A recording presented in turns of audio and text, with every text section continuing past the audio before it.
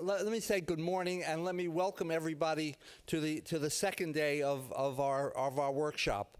We got off to a really good start yesterday, and yesterday we kind of looked at a range of issues that affect urban transportation everywhere, but we looked at it from a local perspective, a New York perspective, although we New Yorkers don't think of ourselves as local, but nonetheless,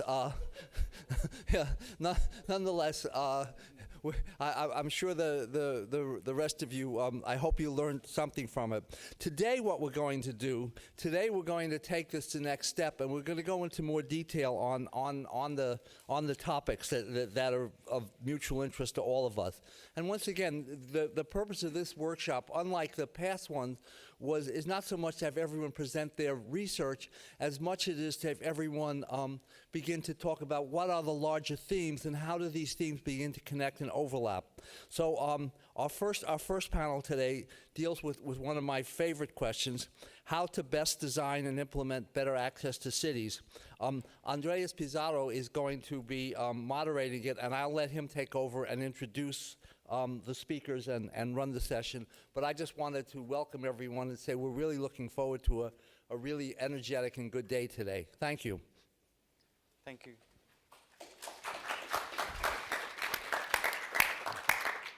Thank you very much, Elliot. Thank you very much, the organization, and inviting me to this very interesting and prestigious event. My name's Andres Pizarro, as Elliot said. I have just founded a think tank in Argentina where we want to concentrate on policy, research in urban transport and transport in general. Previously to that, I was lead transportation specialist in the World Bank for 8 years. I worked in the Latin America region and the South Asia region. And before that, I was a consultant in a French consulting firm where I worked in all of the continents. My main focus is urban transport, although I've worked in all areas. And recently I was asked by the UN Economic Commission for Latin America to review, first of all, the urban transport policies applied in Latin American cities, and to produce a new framework.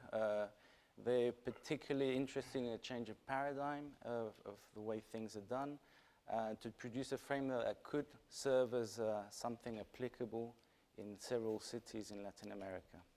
And at present, I'm working with the Colombia government to also review the national urban transport policy and produce a change given the difficulties they're experiencing today in the national urban transport sector. So that's me, and what I'd suggest for our panelists is that each of you present yourselves, give us an idea of what your recent work or research is, and before we kick off with the sections. Thank you, Andres. My name is Juan Carlos Muñoz. I lead the Bus Rapid Transit Center of Excellence in Santiago de Chile, and I am currently an advisor for the government on public transport issues, and I am a member of the board in Metro in Santiago. So my main orientation in my academic career has been run around public transport operations and design, and I'm very pleased to be here.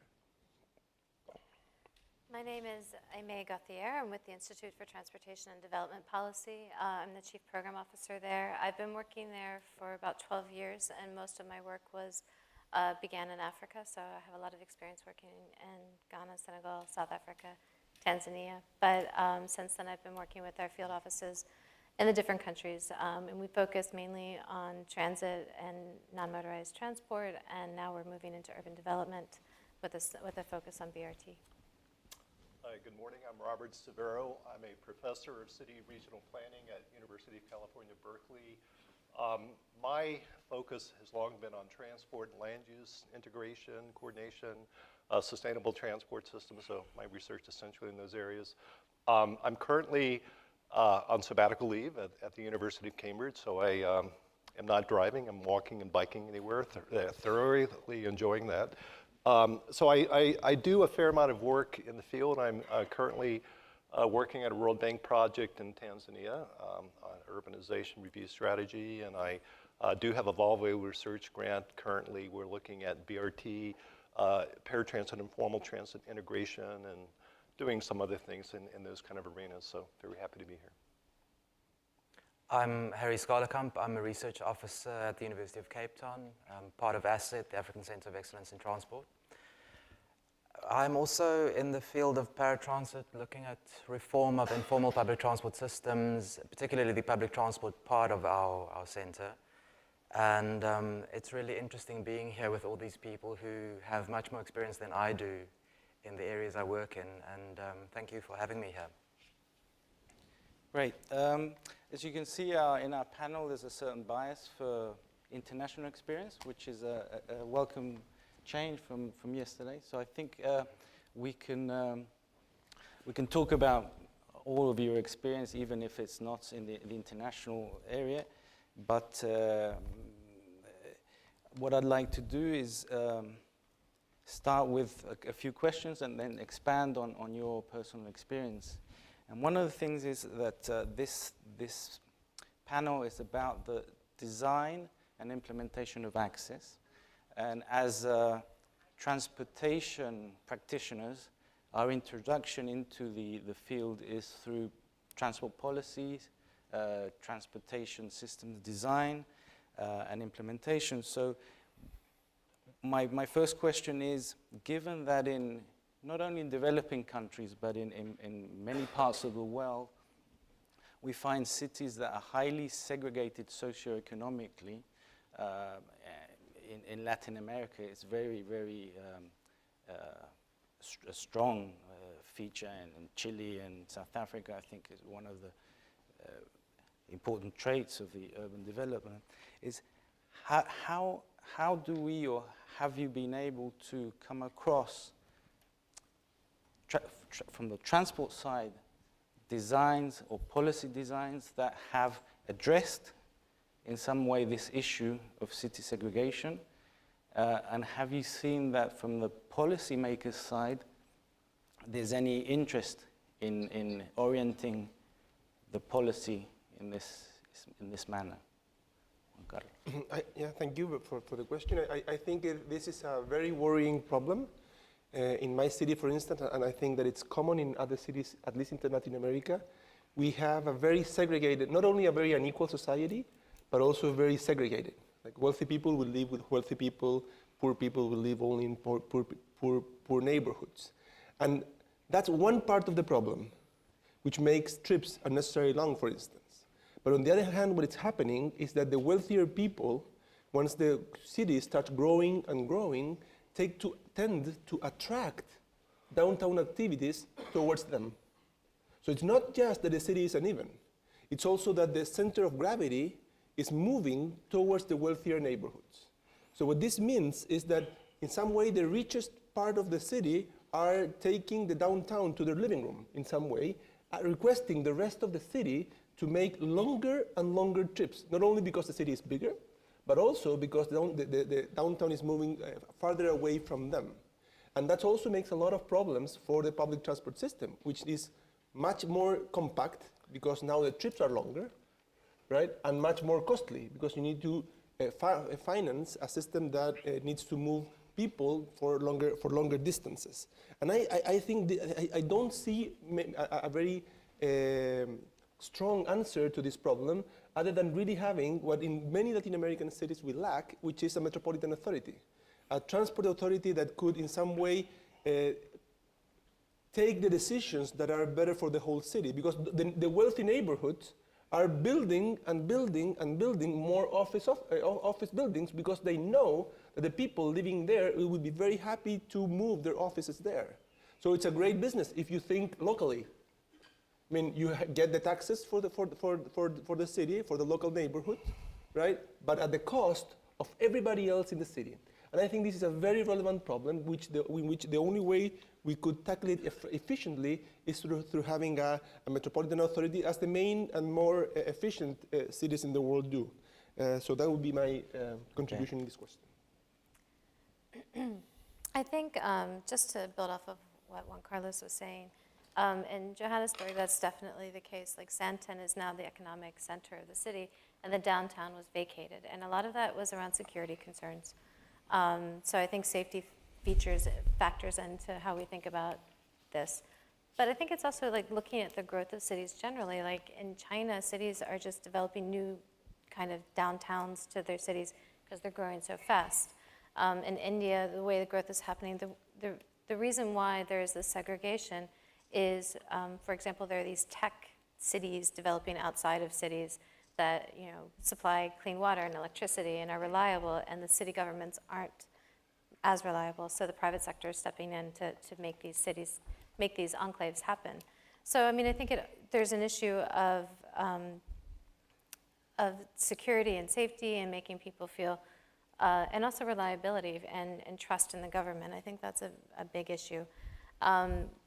The final thing about economic segregation, which is happening, it's being spurred by policies that aren't necessarily related to transport but have huge transport impacts. And so like if you look at affordable housing policies, a lot of times what they do is they are encouraging economic segregation and isolation further and further away from the city because it's a mix of market and government policies coming together in kind of the worst way. So you have these cities like in Brazil, it's a 2-hour commute to even get to an downtown or economic commercial core.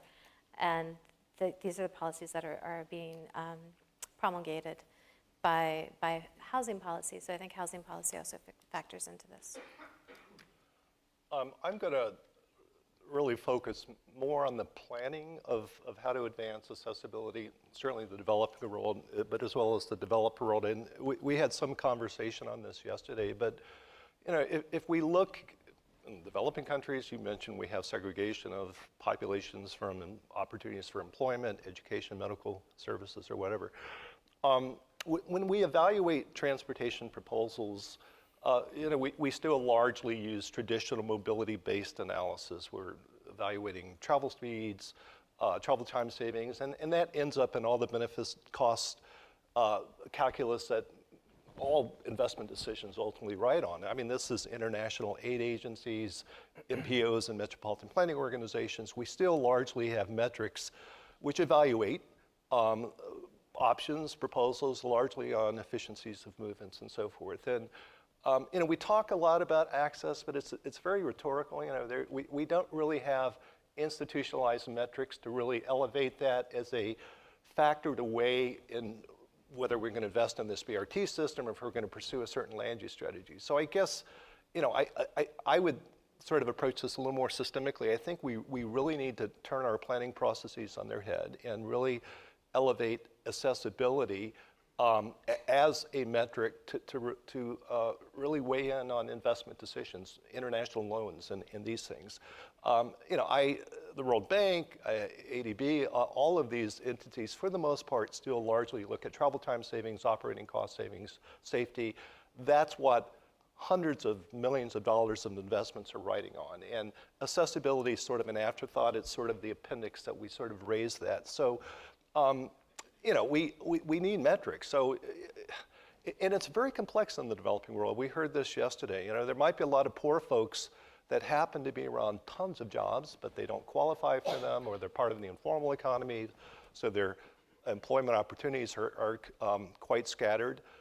There might be disabled folks in wheelchairs in poor countries of the world that simply can't access buses or get across curb cuts. So we need really multiple metrics of access at a very fine-grained streetscape level, at a corridor level, at a regional level, to go beyond this sort of conceptualization of access to be really an overarching metric that we use to make very tough prioritization decisions and investment choices. So that would be my sort of first take. And I would just add, this is a session about implementation tools. There's a lot of things we can do to reward investments in infrastructure or land use decisions that bring activities together, that create more opportunities, be it mixed use zoning or inclusionary zoning or efficiency location ideas when we make investment decisions, or banks are lending for projects.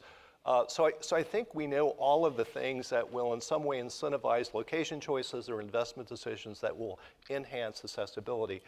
It always comes down to, again, institutional inertia, just the lack of political will, all the obstructions we're all familiar with in this room to really go beyond that concept to actual implementation. So, but I think like a lot of areas, this is an arena which is sort of embryonic still. We need to test the waters. We need to do a lot more pilot projects. We need to really do some demo projects of accessibility-based planning and investment to see what the outcomes are.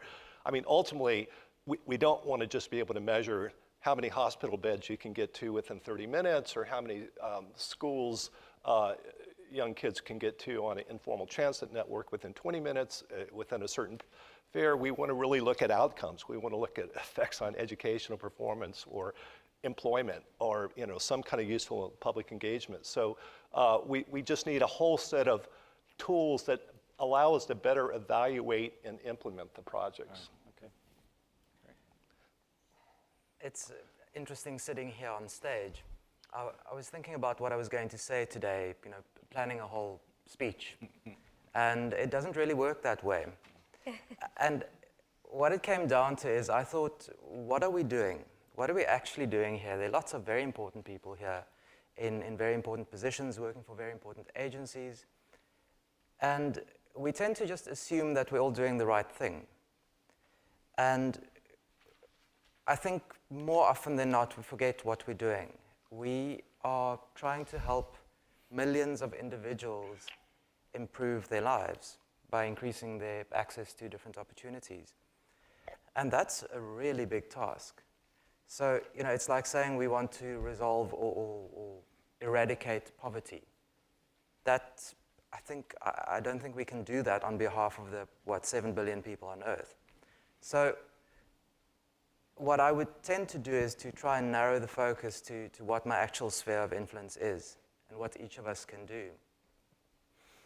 A lot of emphasis is on comparability, or trying to collaborate to find solutions, new solutions to old problems. And that's really difficult. Mm-hmm. And I think each of us need to try and put ourselves in the position of the people we're trying to help. Whether we're talking about the urban poor in Africa, which again is an aggregate term, it's to try and disaggregate what we're doing if we are to improve access. And we tend to forget that each of these individuals that we're trying to help, actually, they have a fair amount of control over what's happening in their life. But perhaps the most important is they probably have the best conception of what they need. And our role as academics, professionals, is to try and capture an aggregate of those needs in some kind of policy, some kind of plan. South Africa has a fascinating history. It's a wonderful place to work. Last night we had a conversation over dinner, and again I reminded myself that the country is only 20 years old this year. We had our 20th anniversary of the change to democracy, so-called democracy, in 1994. And that's quite a momentous moment. Almost tautological to say that. But there's a lot of opportunity there, but there's also a lot of history. And there are lots of individuals who've had a really tough time out of it, across the board. It's a difficult history to emerge from, but it's not unique to South Africa. As Juan Carlos said, segregation is common. It's almost as if it is part of the human condition. Economic disparities, all these these words, these concepts we deal with, they are relatively universal, even in a city like this, which is, it's awe-inspiring coming here from Cape Town. We feel like we're living in a small town there. And despite having the big mountain, it's a small place. Mm-hmm. But we do have these shared concerns. But always in what we try to do, I think we must go back to that individual perspective of what we're actually doing and the huge responsibility we bear to try and help people in these situations. So now we come to the question of how do we improve access. Again, I'd like to refer to the case of South Africa, or sub-Saharan Africa at least. We see a lot of the international agencies working there. And there's a debate on whether this involvement of foreign agencies doesn't create dependency.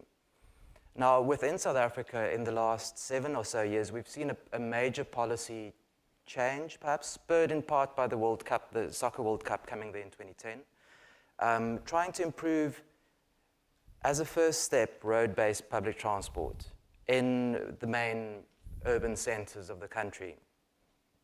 All funded from within. A massive national investment in infrastructure for some BRT services, upgraded bus services, and looking what could be done with minibus taxis, with our form of paratransit there. And even within that, it's very difficult from a national government to try and look at the perspective of the individual. It's a country of 52 million now. Every year, you can add 1 to the million count.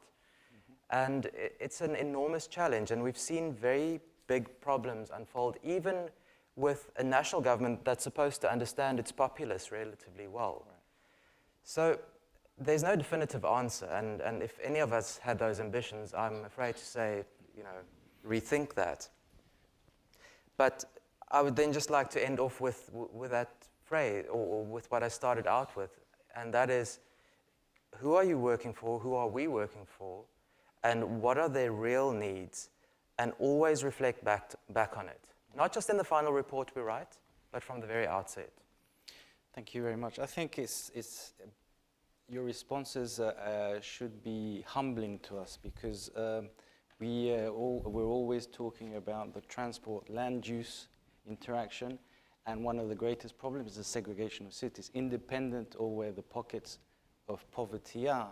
And what we're finding here is that it's very difficult from the introduction through transport policy to actually affect this segregation issue. Now, one of the other, let's say, general problems we've had in developing countries is that from the end of the 1970s, the 80s, with the neoliberal paradigm, there has been a proliferation of informal services through deregulation, and I think this is also a case that is common to many of the cities of the developing world, and it's a context in which practicing urban transport policies is much more complicated than the developed world. So I wanted to start with you and work our way here to hear the Santiago experience. The last is how in South Africa, and in your experience, you've dealt with this more complicated context, which is both political, social, because of the informal services, people that live with them around it, and how you've designed policies in this context. This is again a big question. Perhaps then to start off with just a bit of context in South Africa. In all the cities and in rural areas in the country, the dominant mode of getting around across longer distances is minibuses, is paratransit. And I think in the last year, Cape Town has now also joined this. We used to have the rail system dominate, but minibuses, even within our city now, are the dominant mode of public transport. Given Cape Town is always a bit different, it's the oldest city, it has very different dynamics. But we have large populations reliant on these small 16, 13-seater vans. And generally, they are villainized, and sometimes for good reason, sometimes less so. But with the country being young, in universal terms, there's a lot of susceptibility to ideas, to concepts that are going around the world. And it seems to me that the decision makers, the national, provincial, municipal decision makers, tend to think that modernization means paratransit is bad, that we must formalize. And just the pure fact that now in the 21st century we've still not formalized must say at least something. So this national policy program that we had essentially said we want to move all our informal operators to being formal operators, to corporatize them, across what the initial aim was 18 urban areas in the country, which is a huge thing to do. And they will become vehicle operators in these new formal systems. Two cities have made big progress, and there's a lot that we can learn from what's happened. It's very complex. It's very easy to say we want to move from informality to formality, but actually to do that is a huge task. But what has come out in that process is actually that some of these operators have a natural inclination to want to do that. My research over the last 6 years has been to try and understand these reasons, to interview operators, to actually get to hear what they have to say. And the first thing they say is, we have no idea what this policy is. We've never been asked about it. It, just by pure chance, overlaps with some of the larger informal operators who actually do want companies, who do want to be seen to be modernizing, who do like to run big buses as opposed to small minibuses, who want to get away from the history of violence. And that history of violence we see in a lot of cities. Many of these informal systems have that history. So again, it comes down to understanding what the individual perspective is. We can say informality is bad, informality is good, but we do need to understand what the motivations are of individuals. It's very difficult to do, but that's the only way in which we can come to an answer on this formal question. Right. Robert? I long have been a fan of informal services in the developing world. I wish more American cities could have sort of the diversity, variety of motorcycle taxis and three-wheelers and microbuses and minibuses, every kind of carrying capacity, geographic coverage, sort of service price point you can find. It's very rich. And as we become more of a heterogeneous, plural society, we need more choice and variety. So I think it's very good. I mean, in most of America, you have a choice of a very expensive, exclusive ride taxi or a fixed route, fixed schedule bus that comes by every 30 minutes or drive, and most people drive. So there's a lot we could gain by embracing some of the aspects of informality. I mean, the problem obviously is sort of the collectively damaging behavior of unregulated over competition, but the problems are systemic. I mean, these are largely young, low-skilled, unemployable guys from the countryside just coming to cities, understandably. It's places of opportunity. So you have an oversupply, and so you don't sort of eliminate them. You have to in some way provide other options, gainful employment or education choices, or as happening with some BRT investments, they're actually training and giving microloans to allow them to become bus operators or shareholders or in some way connected to the more formal operations. So there's a lot that needs to be done in that regards. But I think for the most part, as it relates to kind of access, informal carriers have long been superior. I mean, they go into informal neighborhoods that standard buses can't. They can't penetrate these narrow roads, or the roads are washed out. You in many ways, though, can't divorce, when it comes to the informal sector, access from the affordability question. One of the concerns I have, where they're building a lot of BRT systems, they're still relying on informal carriers to provide the feeder services. And in some cases, it's going to involve paying multiple fares for the paratransit connection and then the mainline trunk, whereas some of the informal carriers would provide, instead of trunk feeder services, just sort of a direct line connection from one part of the metropolitan area to the other, which sometimes works well when you have these informal settlements on the periphery just scattered all over the place. Sometimes a direct line, single vehicle service will probably perform a trunk feeder BRT paratransit network. So as it relates to affordability and travel time savings and so forth. So I think we have to be pretty careful when we look at options and what we do with this sector. If we eliminate it or marginalize it or embrace it or regulate it or incorporate it, what does it mean in terms of access and affordability for those sectors? And I think that's an area we just haven't done a good enough analysis to address quite seriously those core questions. Because I think virtually every project I'm familiar with, as it relates to major public transport investments in the developing world, the overarching goal is still one of trying to reduce poverty, extreme deprivation, and in some way improve the lot of very disadvantaged segments of society. So all the stuff we talked about yesterday and this morning, we need better evaluation metrics to look at these different options to see what fundamentally are the effects on access and affordability. So my experience with paratransit is mainly in Africa and mainly in Tanzania. And I think I'm going to talk about it from a passenger perspective because one of the reasons it's a passenger perspective and it's an economic model perspective. As a passenger, paratransit doesn't give me a very good quality of service in terms of safety, you have to wait till the bus fills up, those type of things. Like there's a lack of reliability. There is definitely a greater geographic spread, you know, and it does, there are a lot of pros to paratransit. But I think one of the things that we found is that as soon as you can afford to not take paratransit, you upgrade to the next best service. When I was working in Dar, I would take the dala-dalas, and the people I was working with in the city and the government it's not appropriate for their economic status.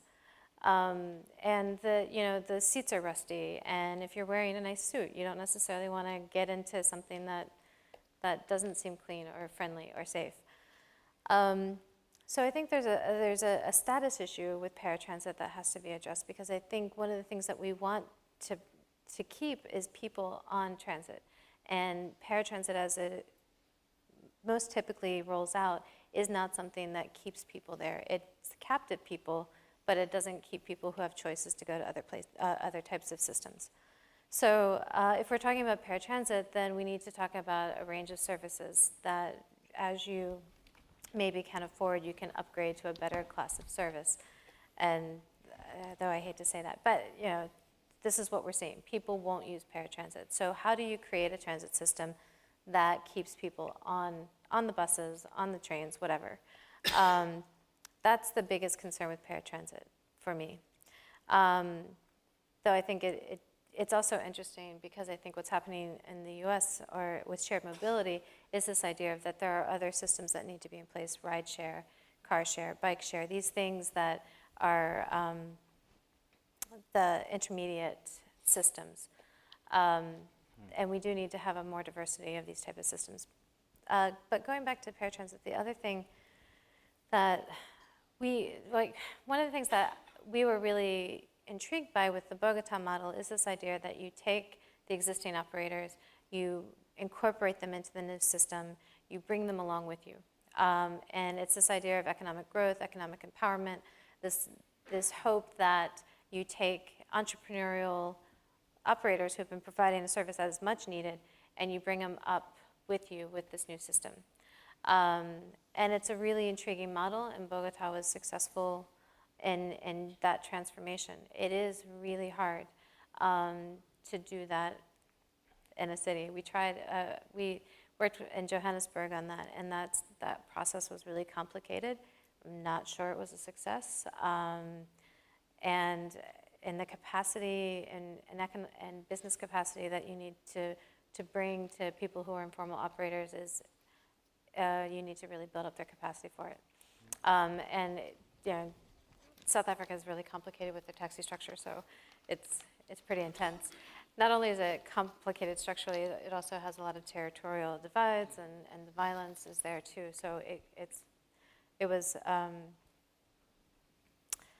was really intense, I think, for the people working on it. I wasn't so closely associated with it at the time, but so this idea is a really wonderful idea. And so in Dar, we've been looking at it too, like how do you bring the informal operators into the new system? And I mean, there's a lot of complicated decisions. How many companies? Do they own the buses? What's the financial model that's going to make sense, that makes private operations workable? Because paratransit, part of the reason why it is financially workable is the fact that they don't invest in capital. They ride their buses till they disintegrate. There are things that the drivers work all day. They don't have benefits. Like there's a different economic model, and paratransit works partly because it's not regulated. So when you move into a regulated environment, what is the financial model that works? And are the operators ready to take on that responsibility? And we're not sure. So I think in terms of paratransit, it is good in the spectrum, but I think from a passenger perspective, people may not necessarily agree with that. They want better quality of service, more reliability. They want to feel safe, clean, like reliable transit is there for them. If we want the middle class to keep using transit, we need to create better transit systems. If we're going to deal with the urban growth that's happening, we're going to need to be able to move more people more efficiently. Another thing with paratransit is it's not the most efficient of operations. You have the kind of constant competition, the penny wars it's called, and so if you're looking to make things a little bit more efficient so that you can move more people, you're going to need to move to a different system. So these are just some of the challenges with paratransit. Okay. Juan Carlos? I think that, as Bob was saying, it's really good to have a city with many, many different transportation alternatives. But on the side of the user, it's much better if those services fit into a single system, as if the user really receives or perceives a system that is really integrated in all its dimensions. And by integration, I mean not only fare, which I think is crucial, but also infrastructure, operations, and information. And I think that's a challenge that most cities should look for. And I think many do, but it's really hard to achieve. It's really hard to make a significant transformation in a city that will allow to have all these transport modes operating under the best circumstances possible for the system. And I think a very relevant question is how can you achieve that transformation that would eliminate in some way, for instance, the work for the penny that Amy was saying.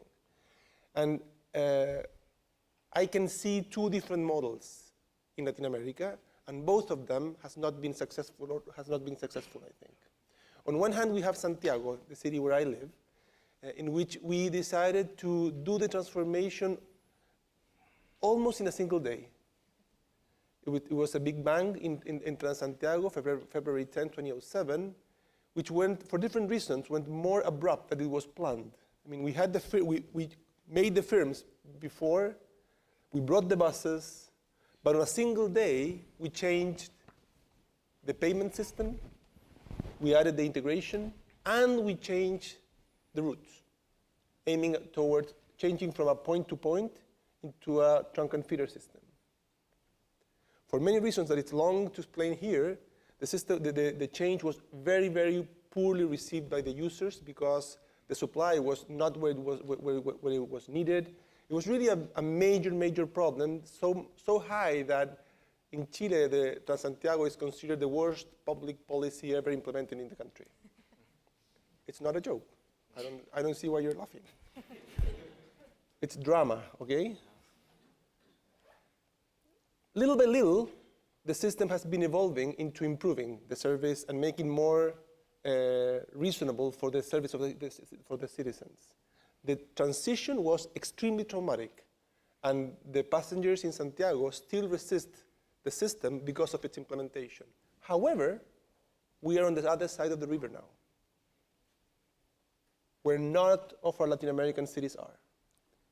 We already have a fully integrated city where you can move between buses and between metro with a single fare, where now you can start working in implementing those elements that were missing during the transition, in which is hard to forgive why we didn't do it. But still now we are on the other side of the river. On the other hand, we have Colombia or Brazil, which instead of following that path, they have decided, let's do it corridor by corridor. Let's do it little by little. And you know what? It's very hard to get to the other side. Why? Because incumbents decided, well, the next one is going to be me. Because in a city, you usually start by a corridor which probably you have the highest demand. So in Bogota, you start with Avenida Caracas, right? The biggest avenue in the city, where the cost of moving a passenger is the cheapest of the system. So by the end, you're living with everything that is the most costlier thing by the end, which makes really, it's like running a race where the last 10 meters are the ones that are going to be the most difficult. And what you see at the end is that these cities are really, really struggling to get the citywide integration system in place. So the question here is, which path should we follow? I will not advocate anyone to take the Santiago path, because it was really, really traumatic and it almost tipped the government. However, if we think of Transantiago, maybe we should adapt it in some way. For instance, and this is what, if I could reverse time, this is what I would do in the case of Santiago. Now you had really the political decision of changing the system completely. I think it was silly to do all the things I mentioned at once. Instead, probably what you should do, and I think this is what I would advise a city if they ask me, is to keep all your services unchanged. Don't change the buses, don't change the frequencies, don't change anything, but implement fair integration at once, whole city. Once you do that, I mean, it would be a collapse anyway, but at least no one can complain that the system has changed for the worse as a user, because now what the system is giving me is more alternatives. Now, when before I had a single alternative, now I have a system. And of course, people will shift routes within the system in a way that somehow you can expect and you can be prepared to, but not with the level of detail that we were assuming in the case of Transantiago. So once you do it, you will have that, for instance, in the case of Bogotá, Transmilenio, which is the fastest mode in the city, will see its demand risen, as the metro did in Santiago de Chile. And once you have that, you will see that there's a big misallocation of your supply considering how people want to travel. And then it will be very easy to change the buses and change the frequencies of the trains in order to adapt what people are doing. So I think that will be, that would be my intermediate path towards integration that could achieve the best of both worlds. You achieve citywide integration on a single day, which is the hardest thing to achieve, and then you move little by little to implement and adapt the frequency to each of the corridors. It's very interesting. This is what you're suggesting is something that was done in Buenos Aires, in a country where there is a suburban railway, a subway, and a bus system, and they implemented a smart card for fair integration, and they installed the system in 17,000 buses. The train system's concession to 6 companies, and this is working now, and it was not traumatic at all, and it's worked. What I find is what you're saying is that, and it's my view, is that we've tried to move towards integration in one way or another. The Bogotá, South Africa model, Santiago model, and with these smart cards, which is not only in Buenos Aires, in many cities, trying to move away from this atomized systems where, despite the variety of the supply, you find the impacts of the externalities are so great that there has to be some way to order this. Now, just in this conversation, I find that there are different outlooks according to who the stakeholder is. Amy mentioned the user. There's also the operator, and I think Elio mentioned yesterday the beneficiaries. And I think what I'll put to you is that these 3 actors or stakeholders have conflicting interests. And the difficulties are how you develop policies within these conflicting interests. Let me say one, maybe an informal system that, or let's get away from the informal point-to-point system as it existed in Santiago, existed in Bogotá before the reform, provides a service that is very beneficial to the user because high frequencies, point-to-point service, perhaps the buses aren't that bad, but if you look at the externalities, the congestion, the emissions, for the people that are not using the system, the impacts are very high. Now, how do we reconcile two stakeholders with completely different interests? What's your view on this? Oh, and I'll add the operator. Perhaps the operator, and this is perhaps why trunk feeder systems exist, because they're highly efficient operation-wise and highly efficient in terms of emissions and externalities, but perhaps they don't provide the best service for a user who has to transfer, has to wait. How do we reconcile these three perhaps conflicting points of view, Juan Carlos? Well, I think that the issues you're raising are some of the reasons why we definitely need public transport to be regulated. Public transport has become a crucial element for urban sustainability, and therefore it cannot just leave to whatever the operators want. And of course, at the same time, it needs to be affordable, and it needs to provide accessibility in the citywide, and therefore you need an agency that could coordinate and organize the system as a whole. And again, I would like to take this into what I mentioned before. I mean, cities desperately need a metropolitan authority, desperately. And so too often you see, for instance, so I think that the conflict sometimes, it's not just between the passenger and the operator, because that could be regulated by the agency. But for instance, in my city, what I see is when people coming from the periphery going to the wealthiest neighborhoods, they get into a stop where there's no investment at all, because the local major realizes that the people that are taking the bus in that stop don't vote there. Don't vote there. So it's really hard. I mean, and I think those conflicts are really relevant. Or we've seen things like in my city which are amazing. Like one little neighborhood has its own public, like with the mayor, puts his own public bike system, and the neighborhood one puts another one. So if you want to take your bike from one neighbor to another one, you cannot do it, because it's different systems. So I think the issue of coordination, metropolitan coordination, it's so relevant, and I think it needs to be taken to the highest level with countries. Like, this cannot be done this way. Another thing that I think it's relevant, and I think it's another type of design-level conflict, is we all realize that public transport systems desperately need subsidies. I mean, not only because it's equitable, not only because it provides access and it allow us for a better, to avoid several of the externalities of the alternative modes, but also because it's efficient. Because the more people using public transport, the less people will wait, the less people will walk, even though among those that use it.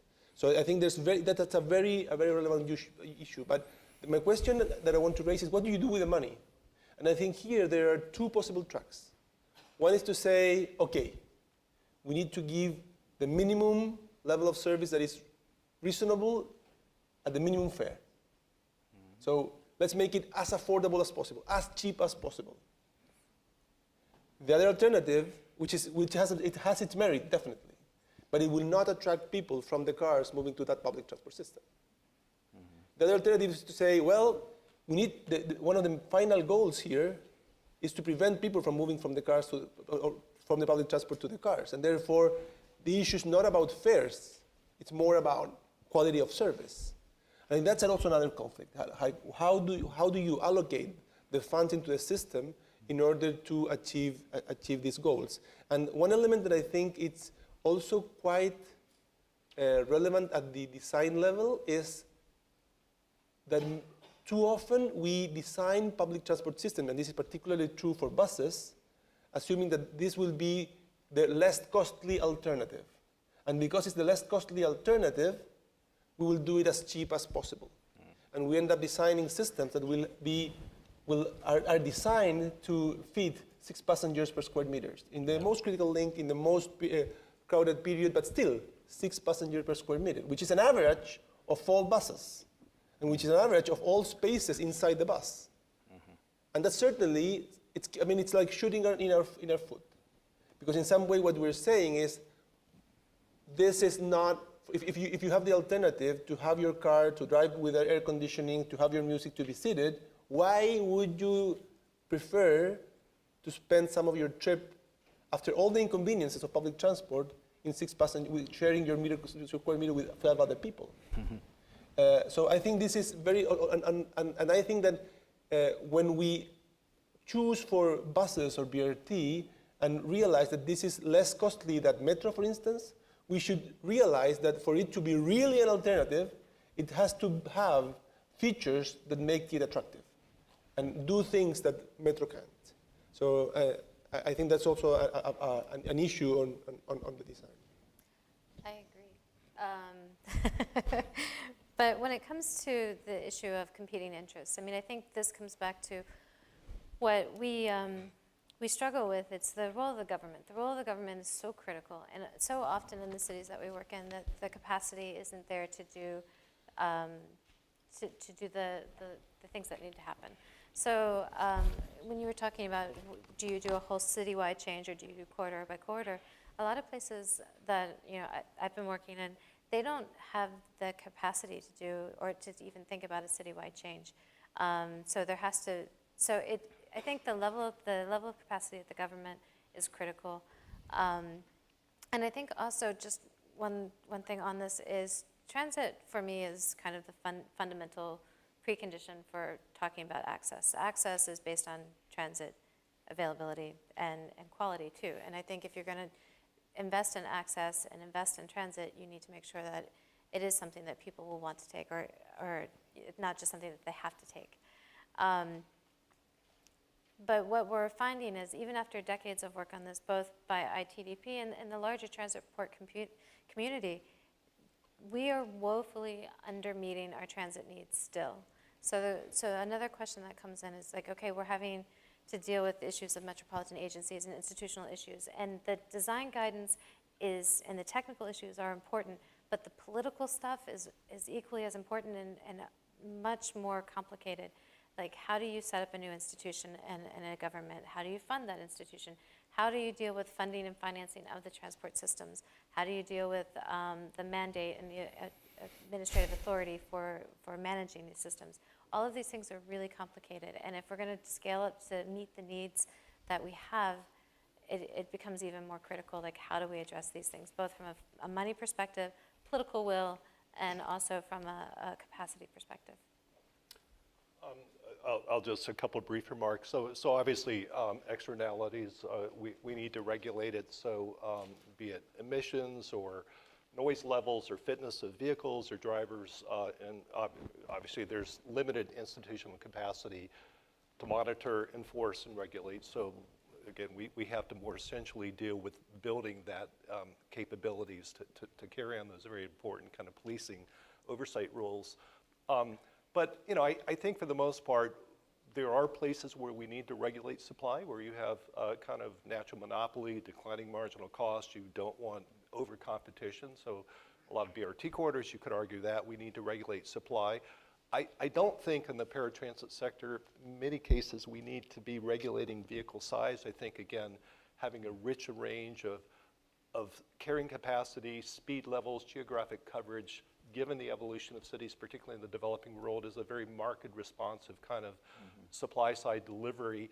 I think for the most part, we shouldn't be regulating prices. I think as long as, if it's not affordable, then that's a deeper issue in the sense that we can provide concessionary fares or some kind of user-side subsidies to allow affordability in the transport sector. We should largely let the market define what the price levels are in the paratransit. My concern is that if we do over-regulate, we tend to get very standardized uniform services, kind of first-world services. I mean, there's nothing wrong with someone in an 8-year-old vehicle with a tattered seat that's getting a 40% discount. I mean, we need to provide many more options in those choices. Just one point on design, on access. I agree, we need to design cities to promote and advance public transit, to make them accessible by good public transport.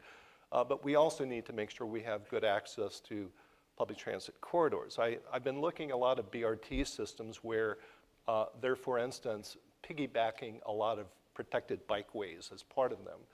But what you typically find is where they're getting the right-of-way for the BRT, they're running these parallel bicycle systems.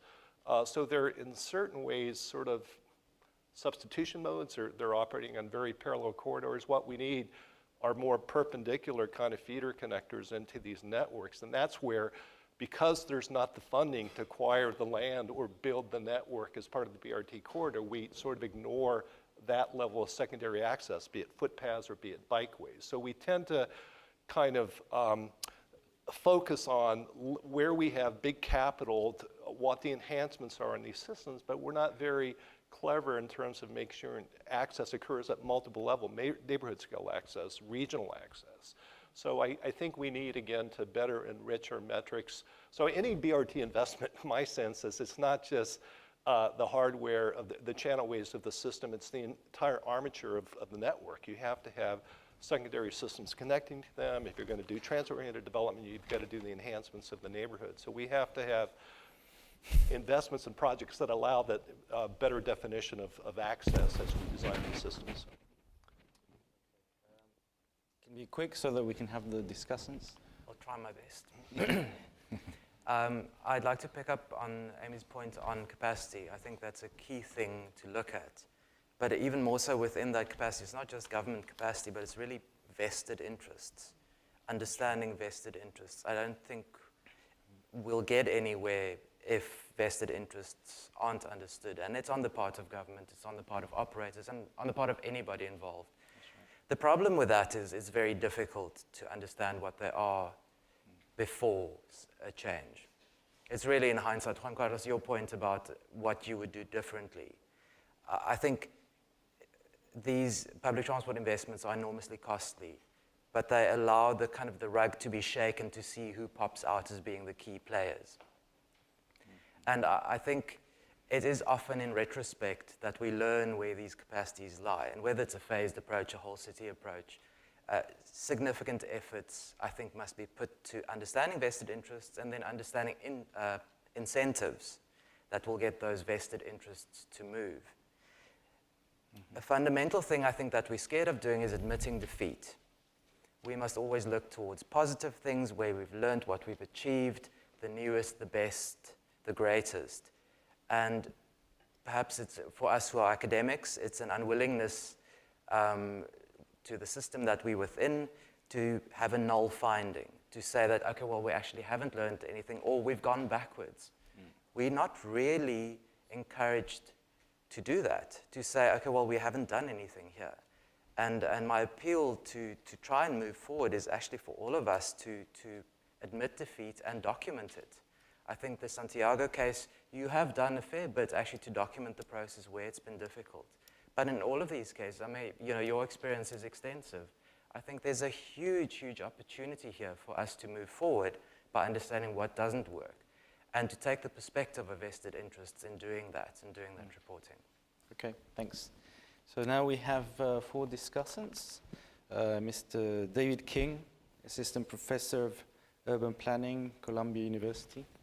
The idea is perhaps that you make a comment on what you've heard and a question to the panelists, please. Okay. Well, thank you for having me, and thank you for the discussion.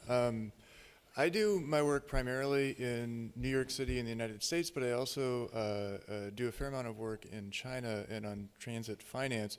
And one of the driving questions that I'm looking at in my work is, what are the complementary modes that we should be focusing on, the complementary transportation modes that can help us make the most of our investment in fixed route transit and how to pay for things. And I'm very encouraged by this discussion of the multiplicity of choice that is needed for a truly accessible city. And this is something that's really important. One of my current projects, I'm developing a taxonomy of transit in New York City. And New York City is a very transit-oriented city, the most transit-oriented city in the United States. I've identified 32 separate categories of transit provision. This is a lot. This is far more than we generally think about in terms of, well, we're going to build trains, we're going to build buses, whatever it might be. We also have informal transit here. We have multiple forms of taxis. We have commuter shuttles. Just on my way here this morning, because these are the types of things I do, I stood on the corner of 43rd and 5th, and I watched all the private apartment shuttles stop at the bus stop. And I watched probably 6 or 7 of these private apartment shuttles stop at a bus stop, and there's 2 or 3 additional private transit operators that use this bus stop. I did not see a public transit bus use the bus stop. So this brings up an issue when we're thinking about this multiplicity of choice. How do we think about access to the street space? And where are these systems being placed? Who gets access to the curb? Who has the monopoly on access to the curb? These are all really, really important issues that as planners we're not spending nearly enough time thinking about, and it's all part of access. If we're going to have all these different types of services, we have to think about how do we put them in their place along the streets. And this idea of that we have to connect the BRT corridors, not just with all these parallel operations, but actually connecting them and creating nodes. As planners, it's very difficult for us with foresight to predict all the ways to connect these nodes. And how can we be flexible in our politics? How can we be flexible in our finance to allow this flourishing? And the challenge of trying to formalize informal transit is really, really important.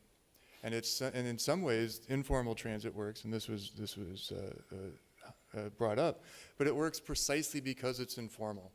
And so then we have to do analyses. Are the costs associated with that informality in terms of labor and comfort and these other factors, do the benefits of that informality outweigh the costs? And is the informal a stepping stone toward a more formal progression? In New York, we see a lot of informal transit as a stepping stone towards more integration into the formal economy. So there's a lot of things here, and I think this is a wonderful panel for thinking about that. So for the panelists, I guess the question that I would throw out would be building on my own experience in New York of looking at allocating street space, but how do you allocate the space to accommodate all of these different types of transit where you may not have the same type of governance structure and engineering support that we do in the United States? Just 1 minute or a couple of minutes. I think here probably there are some conflicts that need to be highlighted. The main conflict is the car. I mean, the car needs to be addressed, and we need to understand that during the peak periods in those places where everybody wants to be, there's no room for really a lot of people using the car, and therefore the conflict needs to be how to address the car. Once you've addressed the car, for instance, taking them out from a certain area, all this conflict disappears.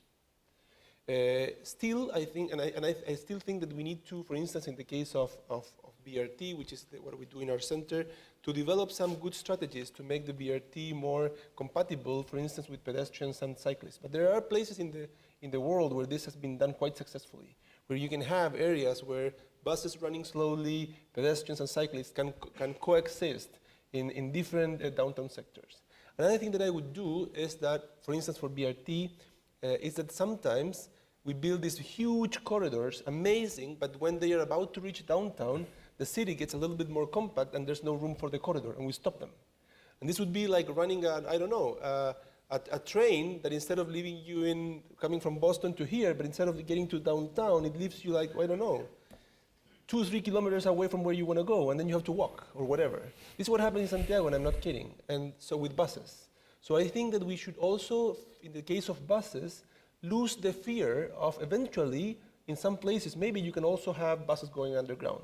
For instance, if you really want to provide fast speed through downtown where there's no room, well, maybe for 1 or 2 kilometers you can do that. And I think that these are the 2 main challenges of the mode. I just want to agree that I think the car is the biggest issue when it comes to dealing with street space, and I think everything else can be sorted out. That's all I have to say. Yeah, I was going to, in developing countries, I think the biggest problems are at these major terminal transfer points where it's not only private minibuses and public formal buses, but it's street hawkers and street vendors and all the markets and all that. So I think for the most part, we have to be very careful in designing and engineering for logistics and interchange and those functions from kind of place functions. And in certain ways, it's just engineering and staging areas or platform areas. And it may be even resiting some of the market areas, but having, you know, the reality is there needs to be some connection because those informal vendors are relying on the informal transit users to sell their goods and wares. So design, I think it's just good design, but fundamentally separating logistical, utilitarian kind of activities from kind of place functions. I think another misconception or a conception that we should challenge is that congestion is bad. I think it's an enormously powerful tool, and it's not a person that makes a decision, so you can't point fingers. It's everybody, and everybody is culpable who contributes to that situation. And once you reach that point, then you can make these decisions. Then it allows policymakers, decision makers, a lot of flexibility in what to do. And it's a wonderful opportunity. Okay. Deborah Salon, from Assistant Professor, School of Geographical Sciences and Urban Planning, Arizona State University. Yeah, thanks. Great to be here. This panel's been very interesting. A little different than I expected, I guess, with the title of the panel was How to Best Design and Implement Better Access in Cities. And I found myself sitting there listening to the various things that people said, which I almost completely agree with and really appreciate. But being a little surprised that the focus was almost exclusively on transit.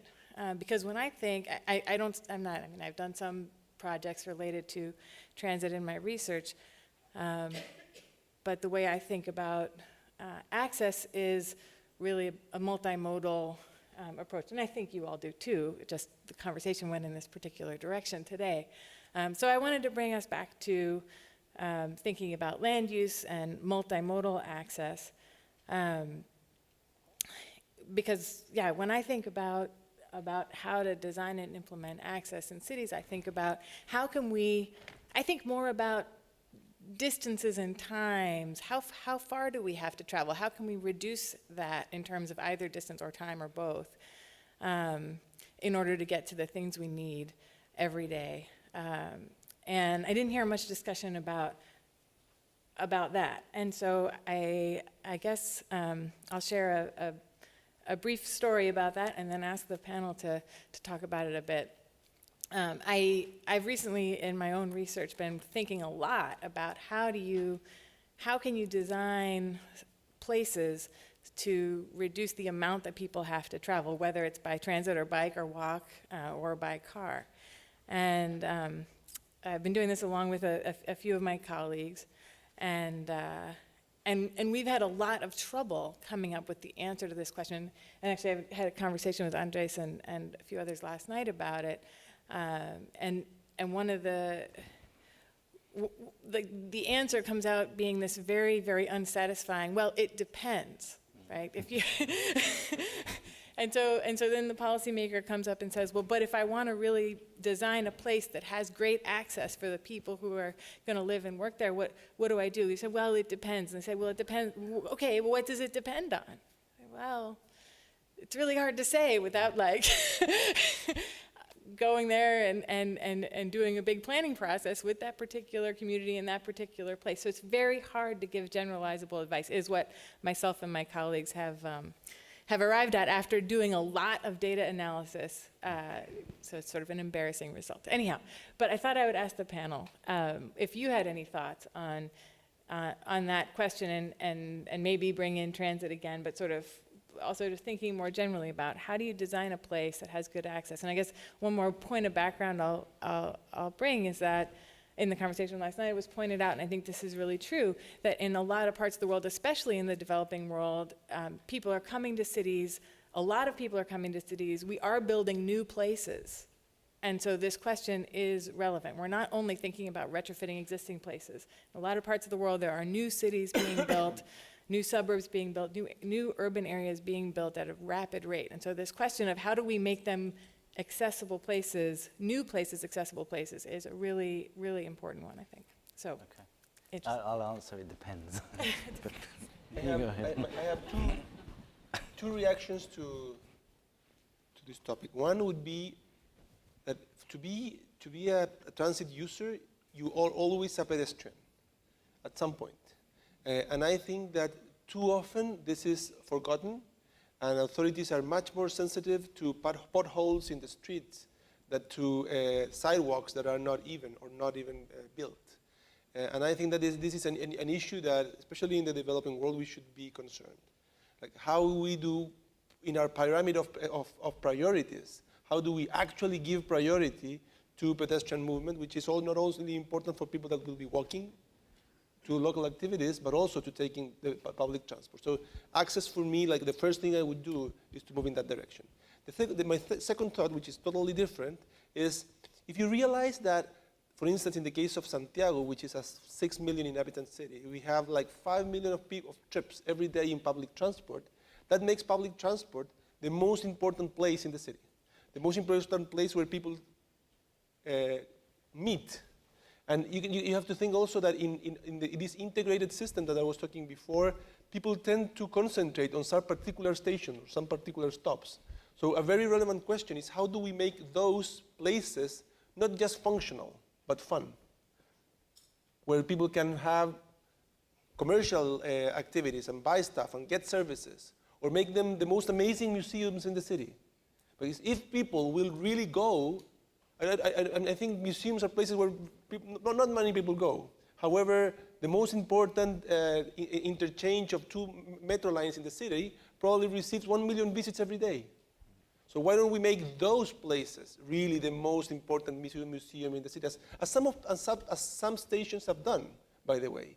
But I think that it should be more intentional. I think here there's an opportunity to make public transport not just a functional system in which people, that moves people, but allowing them to get many other needs fulfilled, especially those that are collective. I've said that transit is kind of the precondition for when I think about accessibility, for accessibility. But I think the second thing that is equally as important is this kind of, I was just reading this thing by Mary Rowe from Municipal Arts Society about connective tissue. So the way that the transit integrates with the neighborhood and connects to it. And I think walking is the kind of a fundamental premise for that connective tissue. But I think when we talk about accessibility, we need to kind of talk about communities and internal accessibility and mixing of uses and services and of incomes. And so it's partly the land use and the urban development piece. It's part having mobility choices. It's grounded on a walking environment that's activated and safe and high quality. So you're not running into a pothole in a sidewalk. I guess they would be called potholes. And or an obstruction, or you have to walk into the street because there's not a sidewalk. But all of that needs to be connected to the transit infrastructure too, in a way that creates these really high quality, accessible places, both internally and externally to the rest of the city. So I'll just make a remark more on the land use side. You know, all things equal, people want to be accessible. They want to be close to jobs and education opportunities and play and learn and so forth. And employers want to be near potential workers and their customers. So the market should be bringing about better access. I think we are, so, you know, there's this kind of co-location theory that the market should allow co-location of all these multiplicity of activities, but we all know there's barriers to that, and quite a bit of them are based on exclusion and discrimination. And so we have this entire sort of apparatus of land use management based on zoning, and zoning has largely been used to, you know, the original idea was not to have people living near smokestacks or slaughterhouses, but in sort of a clean industry service economy era, that logic doesn't work anymore. So we're seeing it more based on class and other kind of factors, race and so forth. So anything that we can do to break down those barriers, you know, enforce fair housing laws and anti-discrimination laws, or promote inclusion. Inclusionary zoning is obviously a very important step forward. You know, I think one of the things we can obviously do is just through our planning tools is that when we evaluate projects, not only look at the effects on level of service, you know, a subdivision or a major employment center on the surrounding interchanges, but what is that going to do to enhance access? So if someone's building housing, is it affordable to the workers nearby? So we do have these kind of assessments of projects, as we make these marginal land use decisions, how is it contributing to better access? Or, you know, there's a finite limited supply of real estate with great access, and the market bids it up. So we talked a lot about value capture ideas, but that money in theory should be going to provide affordable housing near TOD or things like that. I mean, we hear that's a complaint of a lot of good contemporary land use strategies that's only affordable to the wealthy. And if we want to have mixed income inclusionary development, we need to be smart in how we do things like that to provide better access. So I think we have a lot of theories and tools to allow this, and for the most part, I think the market does work towards access. We just have to break down the barriers and flip our thinking about land use regulation and management from kind of zoning and separation more towards inclusion and working with the tools available to do that. So. In talking about access, distance is unavoidable. And I think what we see with influxes in developing world city is that people locate at the periphery because of these forces of the market and many other reasons, perhaps even ignorance about these forces. And at some point, motorization enters into the argument because people need to overcome distance to access places of employment.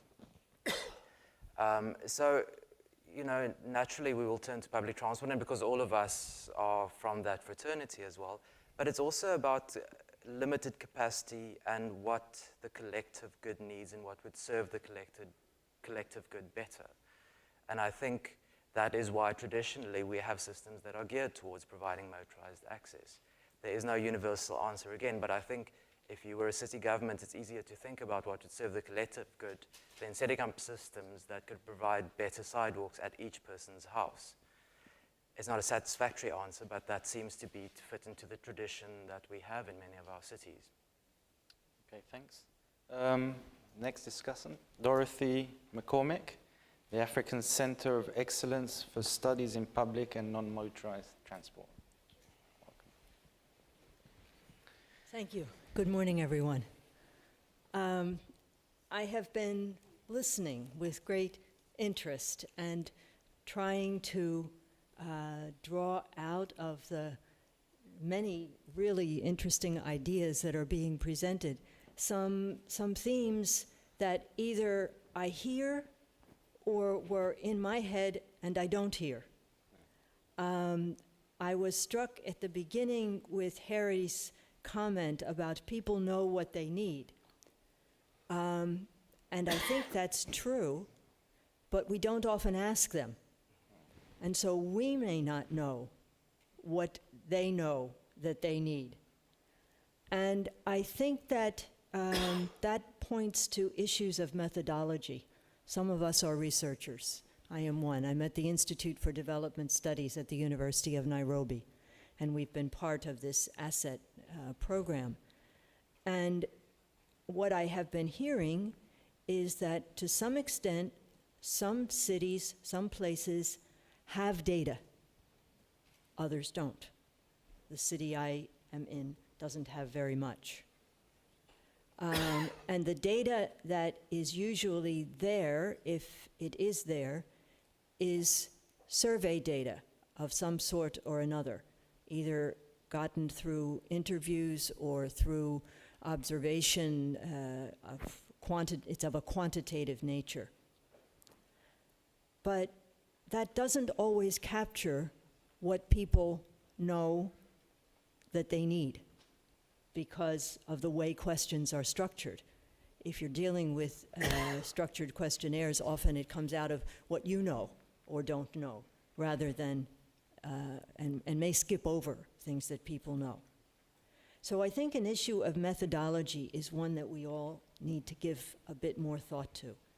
And the things that we've been doing most recently in Nairobi dealt with case studies, where we took a small number, but we asked more in-depth questions so that we would get to understand how people are thinking.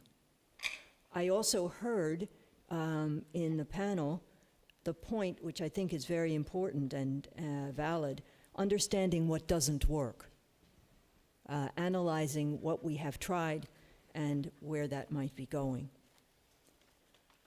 A second big theme that I've been hearing about is informality.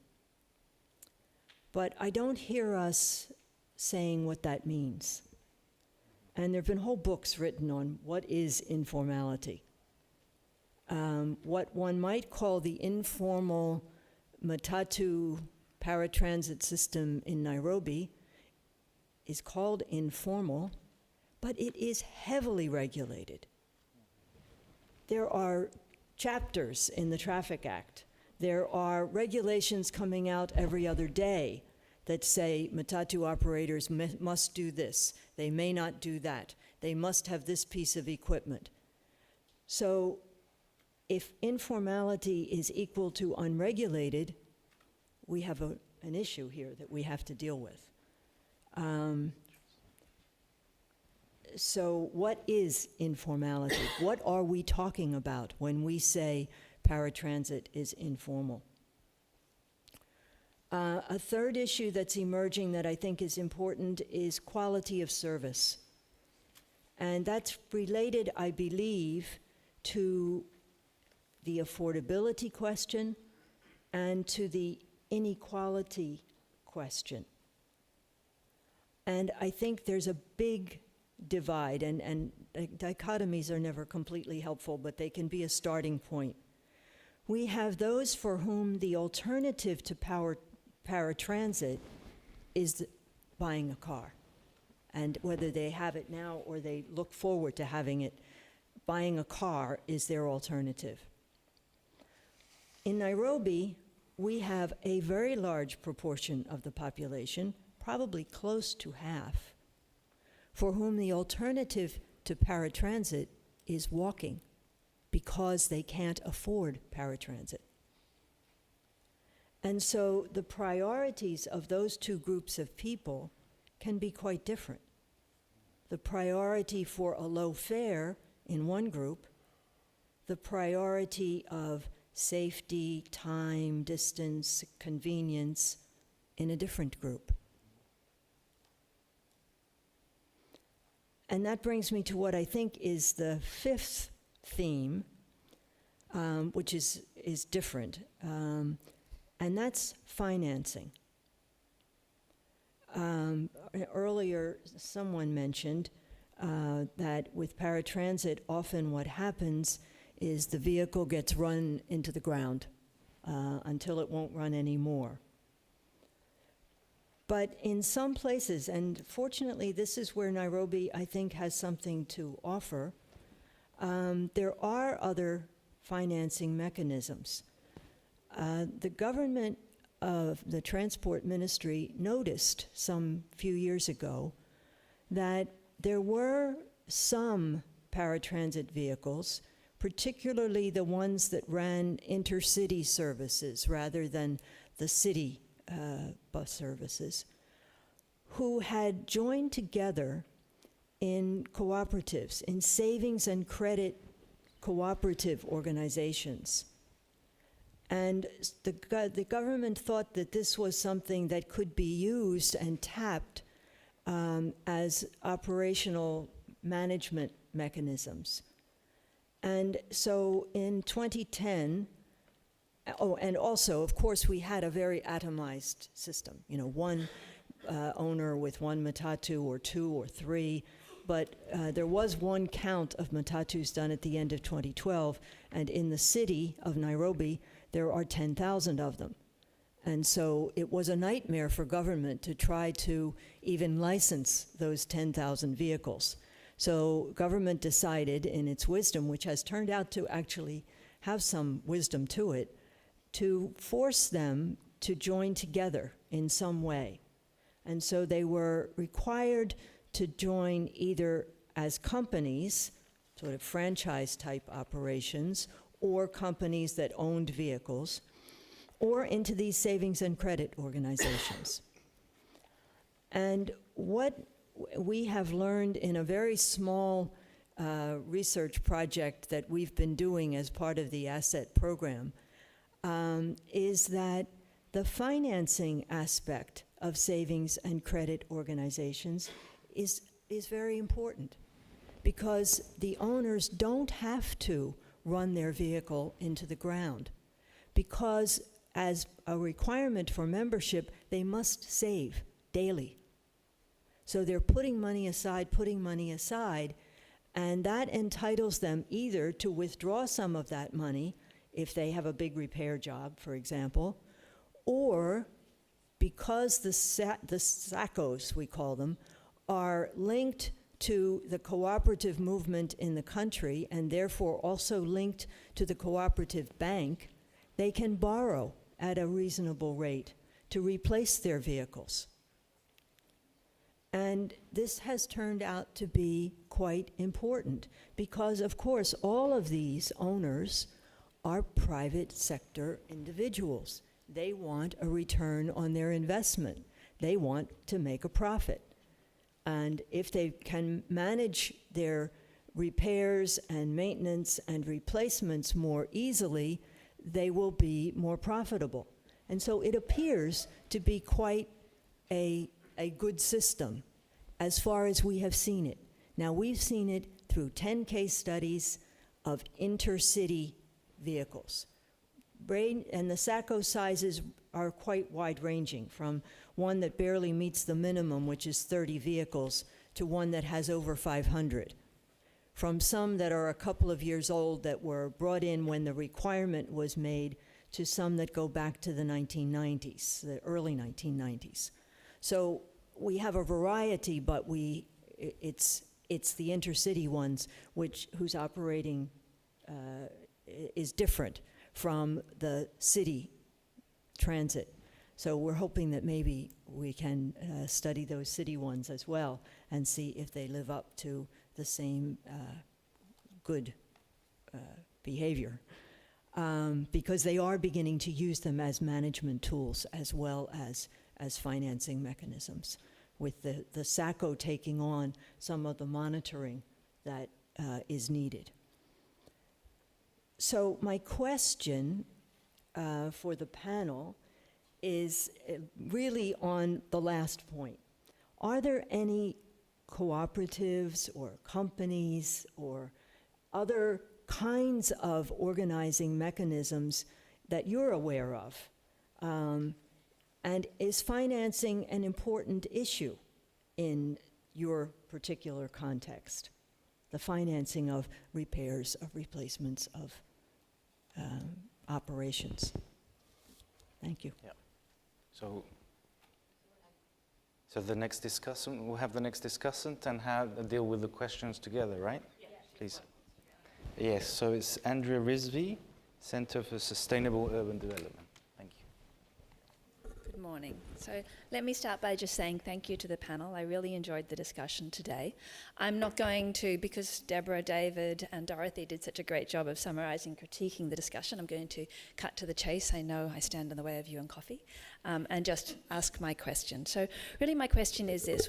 When we talk about topics such as how to design and implement better access in cities, we so often get caught up in a discussion about what we're going to do. And we heard some really, and these are important issues, what we do. I think sometimes in the debate we get lost and forget to ask the how question. Today I was really relieved to hear a little bit, quite a bit of discussion about the how in terms of the strategies and the tactics we might think about when we implement these schemes. In Santiago, the Big Bang approach versus in Colombia, where they've adopted a more incremental approach. It frustrates me sometimes that perhaps as researchers we don't try and capture that knowledge enough. And then another dimension that gets missed beyond the how is the when. And we all know that timing does matter. So I guess my question to the panel is, how do you think as researchers and practitioners we can do a better job of capturing some of both our successes and failures in the when question, both in terms of the moment in which we act and the length, the duration of our action? How do we do a better job of learning from our experience and intervening at the right moment? Okay, so we have how much? 5 minutes? Okay, I'm going to get fired because we went over time. Yeah. So you have two questions, the financing question and the the when question. No, the question is very simple, to be honest. The question of how to coordinate in the systems that I'm looking, once, for instance, in Santiago, once you have shifted towards having some firms, the firms are already quite big, so the cooperation is inside the firm of the buses. And what is interesting, though, is that the firms that are operating in Santiago, which are 7, they have decided to coordinate also in a broader organization called Actus, very recently, after 6 years after Santiago started, really, in order to collaborate in some of the elements you mentioned. I'm not sure if they will be sharing some financial opportunities, but certainly good practices, and also providing a common face with the agency. And I think it has proven pretty useful. I would like to see the same on the side of the users. If users could also coordinate and have a common organization, would be really fantastic.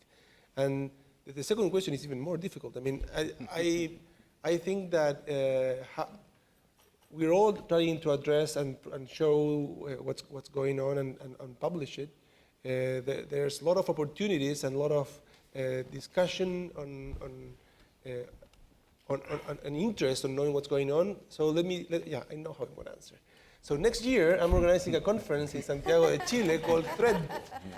It's going to be the first week of September. This is a fantastic conference in which we gather people from academia, from operators, from agencies, and from executives from different consulting groups. It's a very unique opportunity in which the discussion is organized in 8 different workshops. That's exactly how I met Andrea. And in each of these workshops, people from different areas can discuss into a particular question for 2 days. And by the end, we end up publishing all these experiences into a journal or into some documents. So I think that Threadboy is also an amazing opportunity. It's going to be next year. I'm going to be distributing a leaflet maybe, or a little paper showing, giving the information. Santiago de Chile, first week of September, you're all very welcome. And the call for papers is due by the end of the year. Cool. So from a financing perspective, I think South Africa has experience with cooperatives, but I don't know so much. I think the biggest challenge that I've heard from operators when it comes to financing is getting banks to trust them and informal operators tend to be a higher risk, so maybe forming cooperatives alleviates some of that risk, but I think that's the biggest challenge from an operator perspective. But I do want to call out that financing for infrastructure is also equally as important and is something that we should be talking about as well. It may be that we can leverage more transit with better financing than we are able to do right now with our current present-day dollars. Going to Andrea's question about the how is really for me the most interesting. It's the intersection of the technical and the political. And the technical people get, like, okay, I need to do this many meters, da da da da.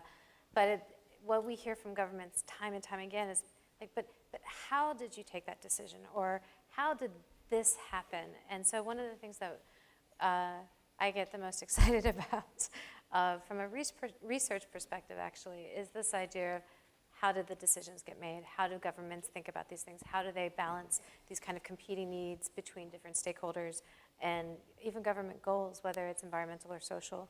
And with TOD, one of the things that we've been looking at is kind of saying, okay, these are best practices of TOD. How did these things happen? To kind of give guidance to other governments about, why did you decide that particular regulation? How did you decide that the zone should be this big? Just because I think people don't, I think that's really interesting and helpful, so. Very briefly on the finance, I guess, I agree, cooperatives can really do a good job of representing a broader set of interests. And I know looking at cooperatives in Mexico City and a few other areas, they've done good jobs of getting deals on insurance and fuel and parts and supplies so they can represent the broader interests. But many times they turn into cartels, and there's issues there in terms of their ability to integrate because they represent this sort of oligopolistic kind of interest.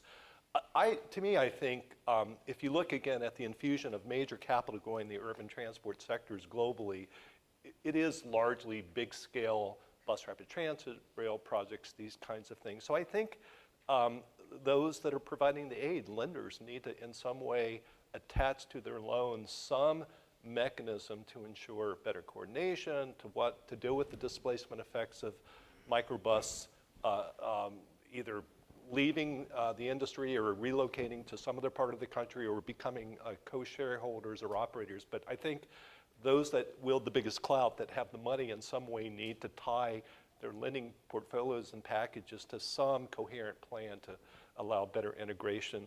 On the sort of when and how, you know, I think many of us in the field of transportation, even what we've talked about access, we tend to do very quantitative analyses and regressions, and that tells you kind of what and perhaps why, but it doesn't tell you how. So obviously, I think we have to depend much more on qualitative case studies.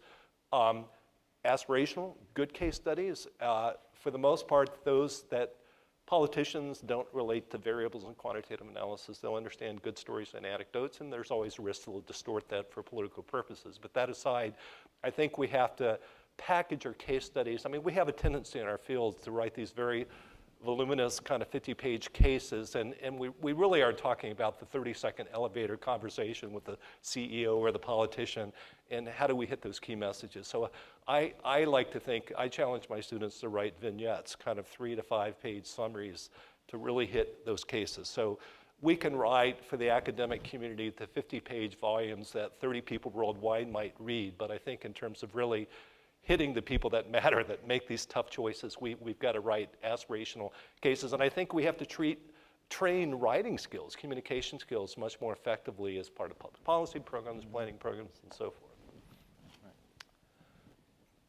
First, to respond to Dorothy's point, there are some of these small cases where there are, for instance, recapitalization schemes, like in South Africa and Mexico City, that don't have the appeal of large projects that are part of the international movements that we might see. And I couldn't agree more with your point, Bob, on writing vignettes, at the very least, about these smaller experiences that in the case of South Africa has achieved quite a measure of success. A lot of small operators buy into these schemes. I think the word incentive is the key thing here, is what are the right incentives that cause that to happen? And that's a kind of a difficult thing without being ingrained in a particular situation. So there's a challenge to all of us who have knowledge of it to at least write vignettes or to actually focus on writing accessible language short pieces. On the question of when the stars align. In South Africa, the stars aligned. If they didn't around this major 2010 event, I doubt anything would have happened. We wouldn't have seen change. In other cases, a pragmatic leader. We see mayors, we see political figures. In the case of some cities, we even see operators, powerful operators bringing about change. They're not predictable, and it's difficult to join a bandwagon if you don't know it's coming. But I think sometimes a lot of these things are out of our control, and it just happens to be at the right place at the right time. It's a very unsatisfactory answer, but unfortunately the world works in the way it works, and often we're powerless against these forces. Okay. Finished? Thank you very much. Thank you, the panelists and the discussants. Sorry we went overboard, but these people talk too much, basically. A lot to say. Thank you.